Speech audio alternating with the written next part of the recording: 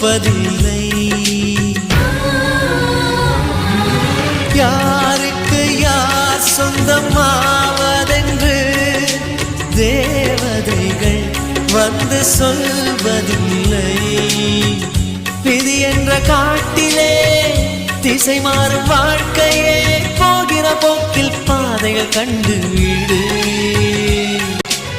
எண்ணம் போல வாழ்க்கையே எவருக்கும் வாய்ப்பதில்லை.